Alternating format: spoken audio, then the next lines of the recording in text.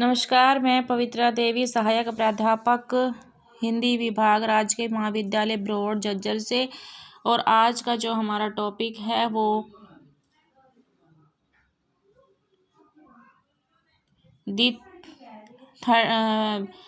BA तृतीय वर्ष के विद्यार्थियों के लिए है। और सभी विद्यार्थी इस टॉपिक को, इस विषय को बड़े ही ध्यानपूर्वक सुनेंगे कि आज का जो हमारा विषय है वो है समकालीन कविता की विशेषताओं पर प्रकाश डालिए। क्योंकि जब हम समकालीन कविता से पहले जो हमने हिंदी साहित्य का जो आधुनिक काल है उसकी विशेषताएं जो हमने पढ़ी थी, सबसे पहला है जो जैसे कि हमारा भारतेंदु युग है, द्विवेदी युग है, छायावाद है, प्रगतिवाद है, प्रयोगवाद है, नई कविता है और समकालीन कविता है। तो आज का जो हमारा टॉपिक है, जो विषय है वो है समकालीन कविता पर प्रकाश डालिए।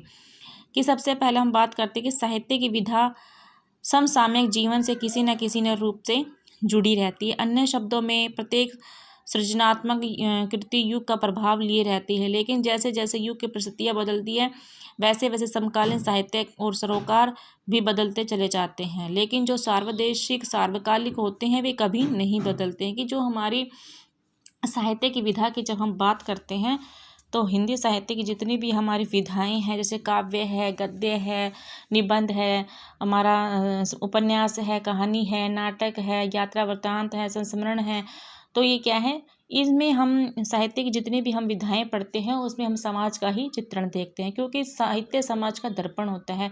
जो हमारा साहित्यकार है, जो भी हमारा काव्य रचनाकार है या फिर लेखन कार्य से जिसका भी जुड़ाव रहता है, जिसका संबंध रहता है, वो कहीं ना कहीं अपने काव्य में, अपने विषय में, अपने रचनाओं में वो कहीं ना कहीं अपने समाज का यथार्थपरक उसका चित्रण करता है। तो इसीलिए जो क्या है, जो शाश्वत मूल्य हैं वो कहीं ना कहीं हमारे साहित्य से, हमारे काव्य से, उनमें उसी भाव का चित्रण होता है जो हम अपने समाज में उन भावों को व्यक्तियों में उत्पन्न होते हुए देखते हैं। और उनके लिए कौन कौन से ऐसे कारण होते हैं जिसके अंतर्गत हमारे मन में, हमारे हृदय में ऐसे विषय, ऐसे भाव उत्पन्न होते हैं।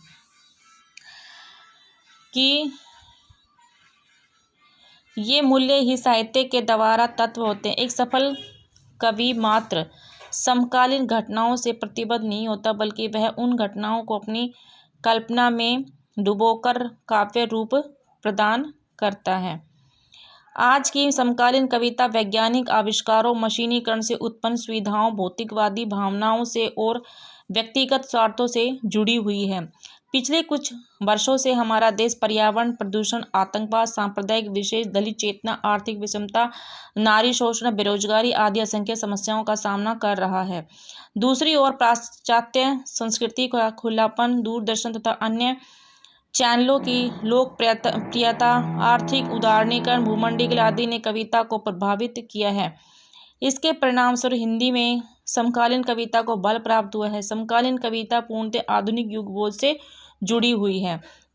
कि जो हमारा समकालीन साहित्य है, समकालीन कविताएं हैं, वो उसमें आज के संदर्भ में बात की गई है कि किस प्रकार से हमारा जो समाज है, जनसाधारण वर्ग है, वर्ग विषमता को झेल रहा है, पर्यावरण की समस्या को झेल रहा है, सांप्रदायिकता को झेल रहा है, जातिवाद को झेल रहा है। कि कहीं ना कहीं जो हमारा आज का वैज्ञानिक या फिर आज का हमारा वर्तमान संदर्भ में जो हमारा युग बोध है, युग परिदृश्य है, वो कहीं ना कहीं समस्याओं से हमें जूझता हुआ दिखाई देता है। उसके बाद आता है, इसके विकास को परिभाषित करते हुए डॉक्टर विश्वनाथ उपाध्याय लिखते हैं कि समकालीन कविता में जो हो रहा है उसका सीधा खुलासा है। इसे पढ़कर वर्तमान काल का बोध हो सकता है, क्योंकि उसमें जीते, संघर्ष करते, लड़ते, बौखलाते, तड़पते, गरजते तथा ठोकर खाकर सोचते आदमी का परिदृश्य है। आज की कविता में काल अपने गत्यात्मक रूप में है, ठहरे हुए क्षण या क्षणांश के रूप में नहीं। यह काल क्षण की कविता नहीं, काल प्रवाह की आघात और विस्फोट की कविता है। कि किस प्रकार से जो हमारे अभी हमारे जो विद्वान ने जो परिभाषा अभी हमें दर्शाई है, उनके जो भावों को हमने पढ़ा है कि आज की जो कविताओं में, आज की जो समकालीन प्रवृत्तियों में जो हमारी कविताओं में दर्शाई गई है कि किस प्रकार से जो हमारे मूल भाव या फिर जो आज का जो मानव है संघर्ष कर रहा है, लड़ रहा है, द्वंद्व सह रहा है, संघर्ष कर रहा है, बेरोजगारी से, निर्धनता से, भूखमरी से, आर्थिक पीड़ा को किस प्रकार से झेल रहा है, उन सभी का जो भाव है, जो समस्या है, उन्होंने समकालीन कविताओं में हम वो पढ़ते हैं। जो हमारी समकालीन कविताएं या समकालीन साहित्य की, समकालीन समय की, वर्तमान की जब हम बात करते हैं तो कहीं ना कहीं इन सभी तत्वों को हम अपने समाज में, इन समस्याओं का बड़े ही एक निर्मम रूप से समाज में होते हुए देखते हैं। तो वही पीड़ा, वही व्यथा हमारी समकालीन कविता में भी दिखाई देती है। उसके बाद आता है हमारा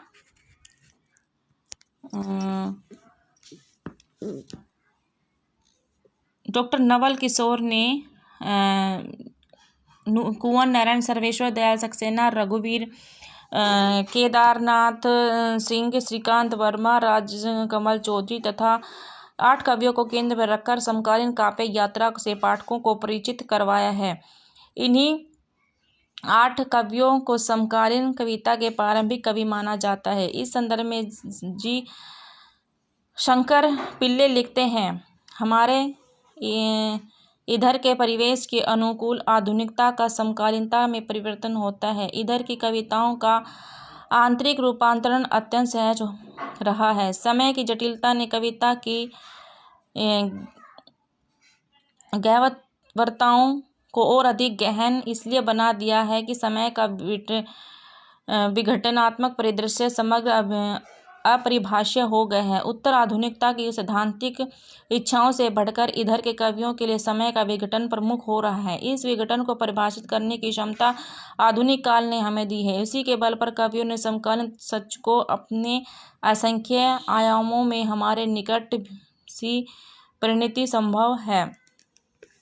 कवि का कहने का जो तात्पर्य है, या फिर जो हमारे जी शंकर पिल्ले ने अभी इन भावों को अभिव्यक्त किया है कि समय की जटिलता ने, समय की परेशानियों ने, समय की समस्याओं ने, जो हमारा आधुनिक काल के जितने भी हमारे कवि हुए हैं, उन्होंने उन समस्याओं को, उन पीड़ा, उन व्यथा को अपने काव्य में, अपने साहित्य में बड़े ही सहज सरल से उन समस्याओं का उठाया है, उकेरा है, दिखाया है, परिभाषित किया है।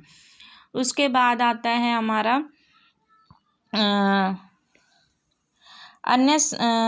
अन्य समकालीन कवियों में लीलाधर जगुड़ी, श्याम प्रसाद, जगदीश चतुर्वेदी, दूधनाथ सिंह, बलदेव सिंह, नरेंद्र मोहन, मुक्ति बोस, अशोक वाजपेयी, भवानी प्रसाद के नाम गिनवाए जा सकते हैं। सच्चाई तो यह है कि समकालीन कवियों की संख्या काफ़ी लंबी है और ये अपने अपने ढंग से काव्य रचना कर रहे हैं। इन समस्त कवियों के काव्य के आधार पर समकालीन कविता की प्रवृत्तियाँ इस प्रकार है कि जो हमारे समकालीन कविता के जो कवि हैं उनकी संख्या बहुत ज़्यादा है और उनकी सभी की मानसिकताओं में एक समानता का हम रूप देख सकते हैं, क्योंकि जितने भी हमारे कवि हुए हैं उनकी जो दृष्टि में, उनकी जो सोच में, उनकी जो मानसिकता में वो सभी भाव, वो सारी समस्याएं हम देखते हैं। जो हमारी पहली हमारी जो विशेषता है वो है विषय की व्यापकता कि समकालीन कविता में मानव से जुड़े प्रत्येक पहलू को करने का प्रयास किया गया है। राजनीति की उठापटक, संसद की मुक्केबाजी, नेताओं के छलकपट, राजनीतिक अपराधीकरण, मूल्यों में बिखराव, चरित्रहीनता, परिवारों की टूटन, औद्योगिक क्रांति, सामाजिक विघटन, अंधविश्वास, विसंगतियाँ आदि सभी विषय इस कविता में स्थान पा गए हैं। यही नहीं, समकालीन कवियों ने अणु परमाणु अराजकता, अतिबौद्धिकता, प्रांतीयता, निराशा, तनाव आदि को भी अपनी कविता में स्थान दिया है। कि विषय की जब हम व्यापकता की बात करते हैं तो इन कवियों ने विषय की विभिन्नताओं को उठाया है कि समाज में राजनीति को लेकर कैसे दांवपेच खेले जाते हैं, नेता कितने दल बदलू होते हैं, कितने स्वार्थी होते हैं, सरकार कितनी अवसरवादिता होती है। आज भी भाई भतीजेवाद का बहुत ही प्रचलन रहता है। आज कोई गुण को, कोई शिक्षा, कोई क्वालिटी को नहीं देखता है, बल्कि क्या है जिसका राज होता है सभी अपने परिवार को, अपने भाई भतीजावाद को आगे लेने की प्रवृत्ति में दिखाई देती है। तो इसीलिए जो क्या है आज भी हमारे समाज में ऐसी अंधविश्वास भी देखते हैं। आज भी हमारे समाज में परिवार को जो बिखरा है, वो टूटन है, वो निरंतर बढ़ता जा रहा है और इसके पीछे विभिन्न प्रकार के जो कारण हो सकते। तो ये और निराशा है, जैसे कि हमारी जो कविता है फूल मोमबत्तियाँ और सपने में भी किस प्रकार से जो मनुष्य वो संघर्ष को झेलता है और उससे खौफ खाता है और वो क्या है बैकअप करने की सोचता है। तो इसीलिए जो हमारा आज का जो साहित्य है, आज का जो समाज में कहीं ना कहीं जो इन यंत्रणाओं से, इन यातनाओं को किस प्रकार से सहन करता है और उनको किस प्रकार से वो संघर्ष करते हुए इनका बड़ा ही एक दिल को जो छूने वाला भाव है उनके जो हमारे कवि हैं उन्होंने इस विषय को, इन तत्वों को, इन रूपों को अपने काव्य में दर्शाया है, अपने साहित्य में। उसके बाद आता है हमारा दूषित राजनीतिक वातावरण। आज हमारे राजनीतिक हमारे जीवन के प्रत्येक पहलू में प्रवेश कर चुके हैं। भले ही हम स्वतंत्र हो चुके हैं, लेकिन बेरोजगारी, भ्रष्टाचार, घोटाला, शोषण और भाई भतीजावाद हमारा पीछा नहीं छोड़ रहे हैं। जनतंत्र नेता तंत्र बन गया है और धीरे धीरे जनतंत्र से लोगों का विश्वास उठने लगा है। वोट की राजनीति द्वारा नेता लोग सत्ता हथिया लेते हैं और फिर 5 साल तक जनता का शोषण करने में लगे रहते हैं। हमारे राजनेता सत्ता प्राप्ति के लिए कुछ भी कर सकते हैं। इस संदर्भ में कवि धूमिल ने लिखा है, जनतंत्र एक ऐसा तमाशा है जिसकी जान मदारी की भाषा है। यह एक ऐसा शब्द है जिसकी रोज सैकड़ों बार हत्याएं होती है और वह भेड़िए की जबान पर जिंदा है। कि आज हमारे समाज में किस प्रकार से दूषित राजनीति व्याप्त हो चुकी है।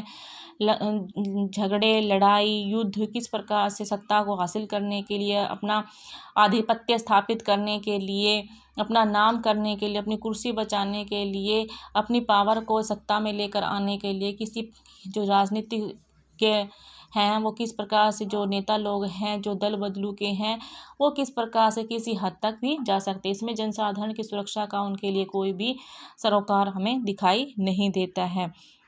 कि आज भी हम बेरोजगारी से किस प्रकार से जो हमारा मानव है वो बड़ा ही ऐसी समस्या को झेल रहा है। आज भी इतने ज़्यादा भ्रष्टाचार होते हैं। आप किसी शिक्षा क्षेत्र में चली जाए, नौकरी में चली जाइए, तो कहीं ना कहीं हमें आज भी वो भ्रष्टाचार, वो भ्रष्टाधिकारी, वो करप्शन हमें देखने को मिलता है।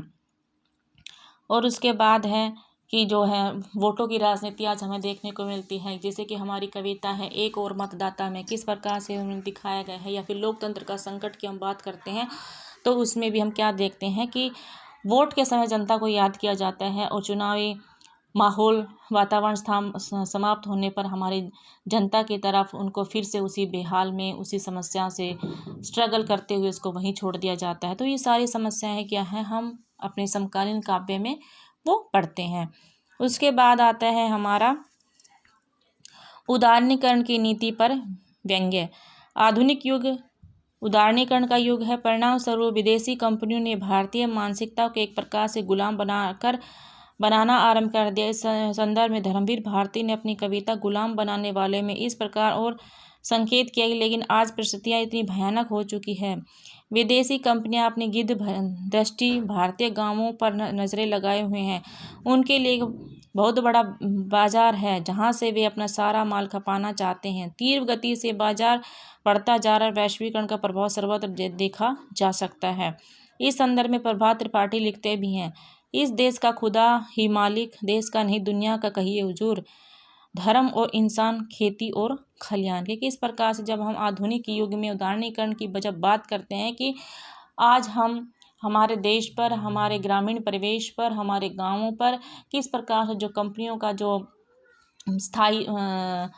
स्थापत्य है, आधिपत्य है, वो हमारे गांव पर बढ़ता जा रहा है। किस प्रकार से इतनी इंडस्ट्रीज एरिया हो चुका है कि जो उनकी भूमि है, जो उनकी ज़मीन है, वो किस प्रकार से सरकार हड़पने पर लगी हुई है। और क्या है, मल्टी कंपनियां हमारे देश में, हमारे गांव में स्थापित की जा रही है कि इससे ज़मीन भी कम हो रही है। और क्या है, ऐसी बहुत सी कई रीज़न हैं जिसके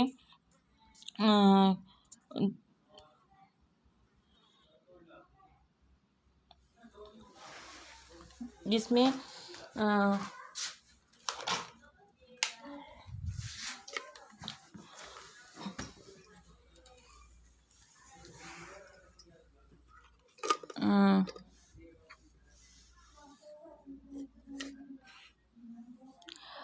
कि सारा जो समाज है वो निरंतर ऐसे ही दुर्घटनाग्रस्त होता जा रहा है। उसके बाद आता है हमारा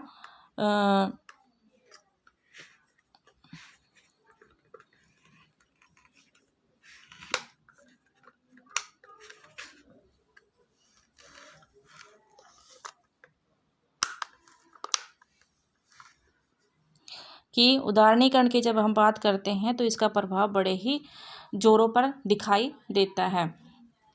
उसके बाद आता है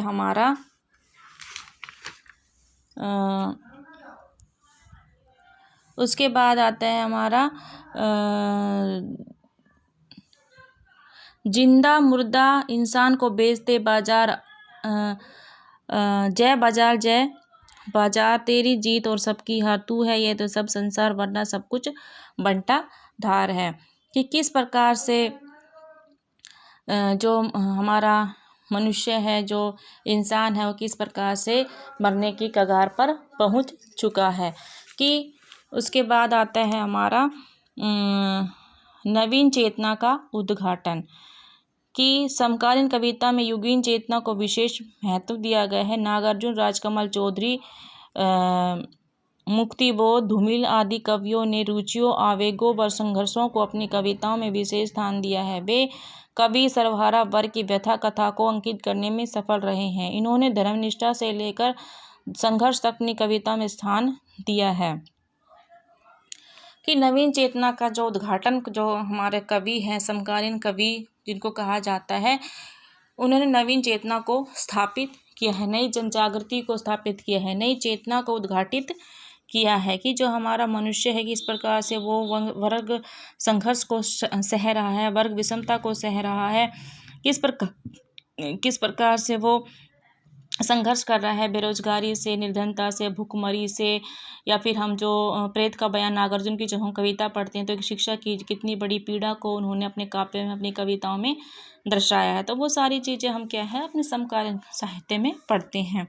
उसके बाद आता है ईश्वर और धर्म संबंधी वर्णन। समकालीन कविता में कवि ईश्वर धर्म के प्रति कड़वे तेवर अपनाता हुआ दिखाई देता है। मार्क्सवादी चेतना के प्रभाव के कारण कवियों का ईश्वर धर्म से विश्वास उठ चुका है। ये कवि व्यक्तिगत दुखों के कारण सामाजिक विषमताओं का वर्णन करते हुए दिखाई देते हैं। कहीं कहीं तो ईश्वर और धर्म पर व्यंग्य करते हुए दिखाई देते हैं।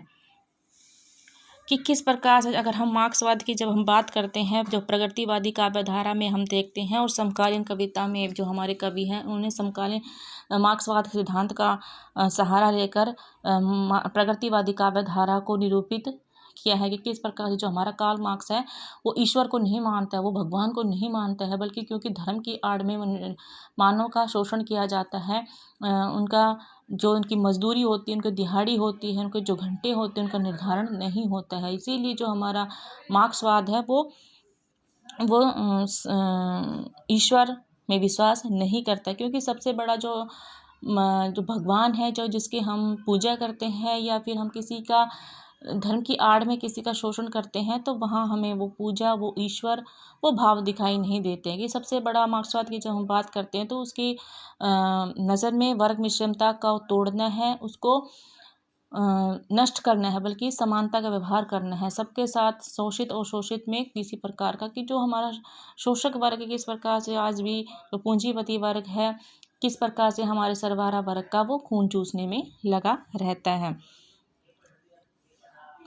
उसके बाद आता है हमारा अलगाववाद की अभिव्यक्ति। कि इसमें दो मत नहीं है कि आज आदमी के जीवन में निराशा, दुख, पीड़ा और संतरास निरंतर वृद्धि पर है। बढ़ती हुई महंगाई और बेरोजगारी ने आम आदमी की कमर तोड़ रखी है। परिवार टूटकर बिखर रहे हैं और सामाजिक और सांस्कृतिक मूल्य ध्वस्त हो रहे हैं। फलस्वरूप मानव जीवन अलगाववाद का शिकार बनता जा रहा है। नागार्जुन, डॉक्टर रोहित ईश्वर, आलोक धनवा आदि कवियों मानव जीवन की सच्चाई को घेरने का प्रयास किया है। रोहित वेश कहते हैं, आज का आदमी सलीब पर चढ़ा हुआ ईसा, टिकती पर बंधा सत्य, अस्थियों में गाड़ी जाती कीले, टप टप टपकता रक्त, और आज एक ईसा सलीब पर चढ़ा है और आज एक सत्य और मर रहा है। कि अलगाववाद की बात हम बात करते हैं कि निराशा है, पीड़ा है, दुख है, अंधकार है, शोषण है, तो किस प्रकार से मानव है बेचारा पलायन की ओर भागता है, शहरों की तरफ भागता है। अगर हम गोदान की बात करते हैं तो इसमें भी हमें पलायन दिखाई देता है। काल में उस उपन्यास की जब हम बात करें तो पलायन दिखता है।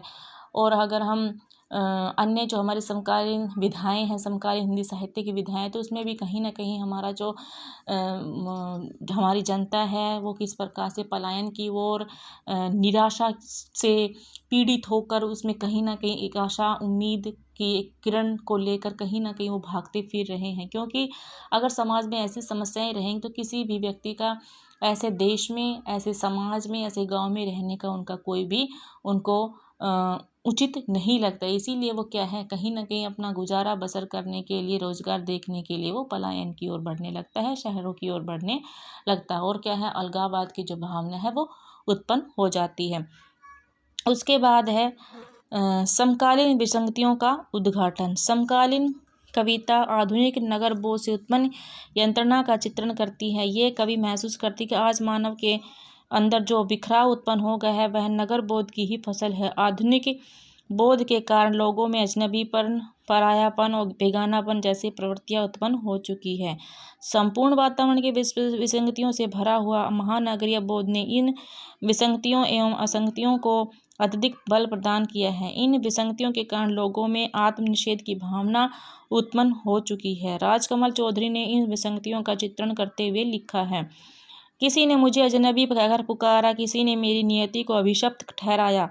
कभी मैं बाहर का आदमी माना जाता हूँ, कभी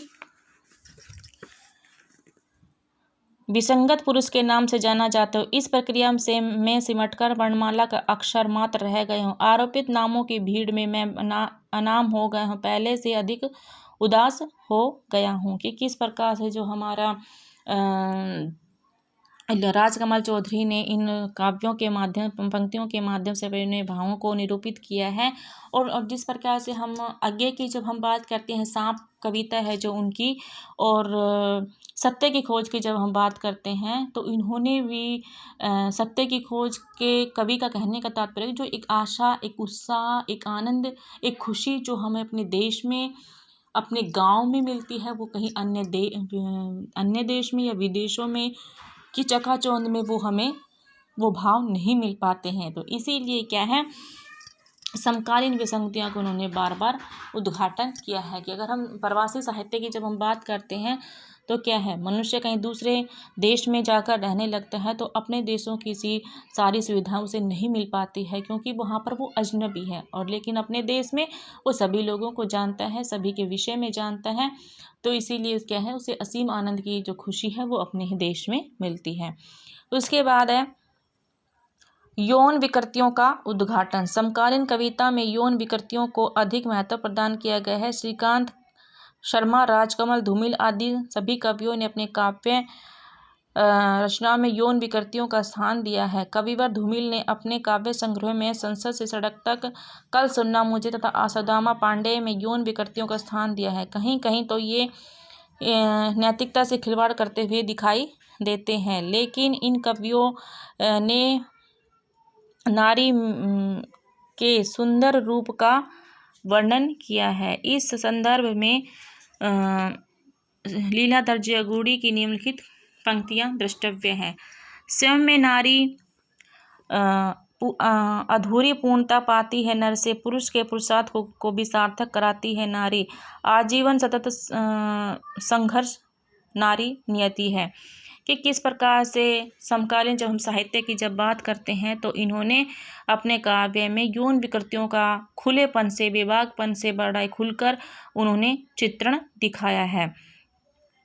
कि जो नारी है वो बड़ी ही पवित्र मानी जाती है और इस नियति को और इस सृष्टि को वो चलाने वाली है। कि किस प्रकार से वो पुरुष को भी सार्थक बनाती है अपने भावों से, अपने रूपकों से, अपने समर्पण से, अपने बलिदान से। तो क्या है, आज यौन विकृतियाँ कितनी बढ़ती जा रही है, किस प्रकार से बलात्कार की समस्या है, अनमेल विवाह से कितना बड़ा लोगों को, व्यक्तियों को, महिलाओं को, नारी को गलत ठहराया जाते हैं। जातिवाद के विवाह में कितना बड़ा एक अड़चन पैदा की जा रही लोगों की मानसिकताओं में।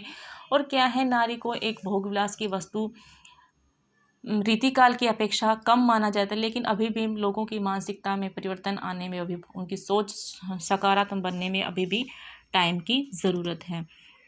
उसके बाद आता है हमारा प्रकृति वर्णन। आधुनिक युगों से जुड़ा हुआ समकालीन कवि जहाँ महानगरीय जीवन की निराशा, घुटन, यौवन संघर्ष, अजनबीपन, घुटन आदि को अपनी कविताओं में स्थान देता है, वहाँ वह ग्रामीण परिवेश की प्रवृत्ति को भी झांकने की कोशिश करता है। यही कारण है कि प्रकृति इन कवियों की थोड़ी राहत प्रदान करती है और वे महानगरीय जीवन के यथार्थ के घेरे से बाहर निकलकर स्वयं को प्रकृति से जोड़ने का प्रयास करते हैं। कि प्रकृति वर्णन, प्रकृति चित्रण, आलंबन, उद्दीपन, क्योंकि हिंदी साहित्य में प्रकृति चित्रण के बिना जो काव्य है वो साहित्य है, वो प्रचुर मात्रा में प्रकृति चित्रण का प्रयोग किया जाता है। कि हमारा देश जो कविता है आज्ञे की जब हम बात करते हैं तो उन्होंने भारतीय परिवेश में जो हमारे ग्रामीण परिवेश है, ग्रामीण या आंचलिक प्रदेश है, उसमें गांवों का बड़े ही एक मार्मिक रूप से वहाँ का वातावरण का बड़ा ही स्पष्ट रूप से उन्होंने वो चित्रण स्थापित किया है। कि गांव शहरों की जो अपेक्षा जो हमारा गांव है उसमें सभी लोग मिलकर से रहते हैं, बातचीत करते हैं, भावनाओं को समझते हैं, सहायता करते हैं, लेकिन शहरों में वो सारी चीज़ें हमें देखने को मिलती है क्योंकि वहाँ पर तो स्वार्थ की ज़्यादा भावना चलती रहे, सभी लोग स्वार्थ साधने में लगे रहते हैं। उसके बाद आता है हमारा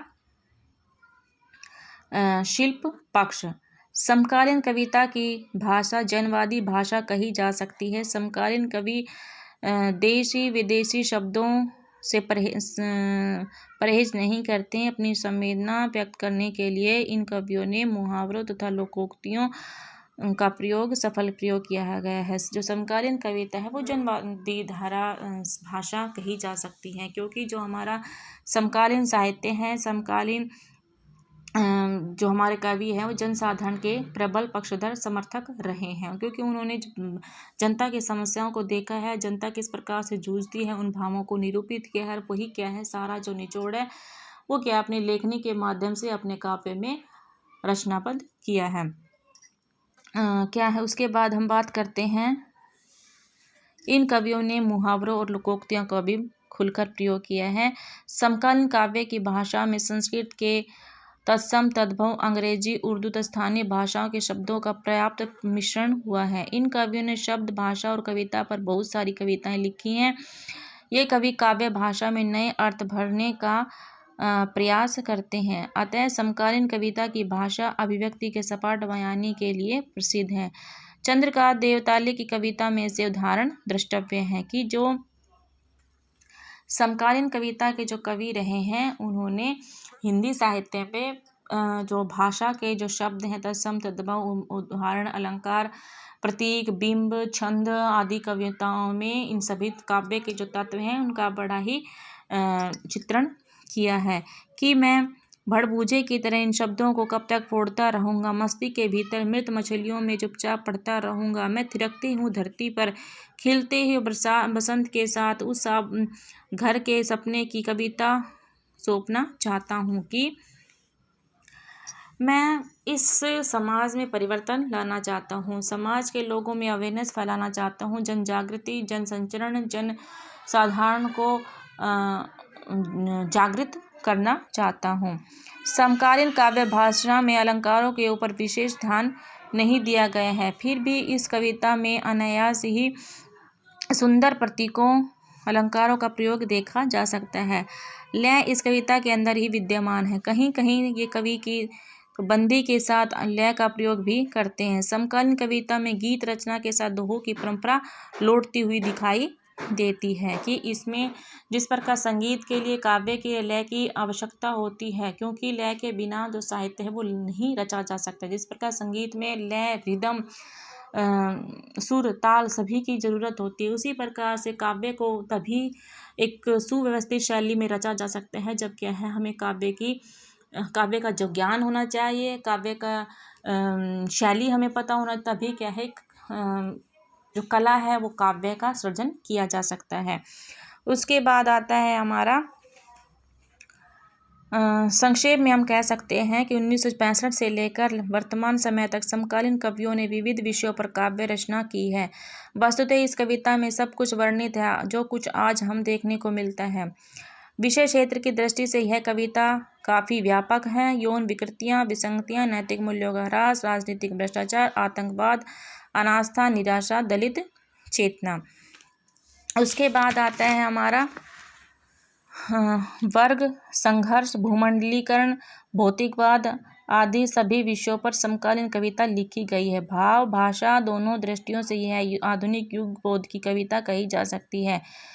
कविता मोचीराम से एक उदाहरण द्रष्टव्य। असल बात तो यह है कि जिंदा रहने के पीछे अगर कोई सही तर्क नहीं है तो रामनामी बेचकर या रंडियों की दलाली करके रोजी कमाने में कोई फ़र्क नहीं है।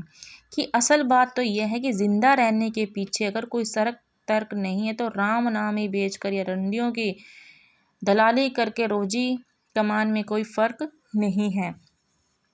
कि समकालीन कविता की जब हम बात कर रहे हैं तो सांप्रदायिकता, पर्यावरण समस्या, जातिवाद, धर्म, बाल विवाह, विधवा की समस्या, एक अनमेल विवाह,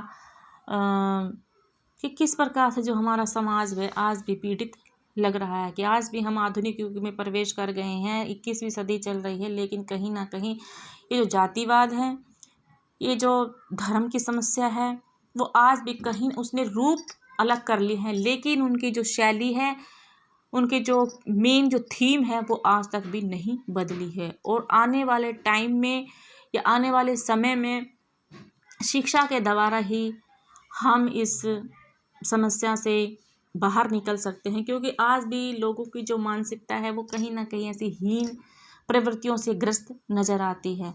तो कवि का जो कहने का जो तात्पर्य यही है कि आज का जो हमारा समकालीन साहित्य है वो कहीं ना कहीं वर्ग संघर्ष से, शोषण से, भ्रष्टाचार से, अगर हम किसानों की जब हम बात करते हैं, सर्वहारा वर्ग की जब बात करते हैं, श्रमिक वर्ग की बात करते हैं, तो हमारा जो श्रमिक वर्ग है वो बेचारा पिछड़ता रहा है, पीड़ित होता रहा है, उपेक्षित होता रहा है। इसीलिए जो हमारी समकालीन कविता में इन सभी रूपकों को, इन सभी समस्याओं को बड़े ही एक खुलकर, जो हमारा समकालीन साहित्य के जो रचनाकार हैं उन सारी समस्याओं को अपने काव्य में यथार्थ प्रदृष्टि से उनका चित्रांकन करते हुए उनका यथार्थ रूप से उनका चित्रण किया है।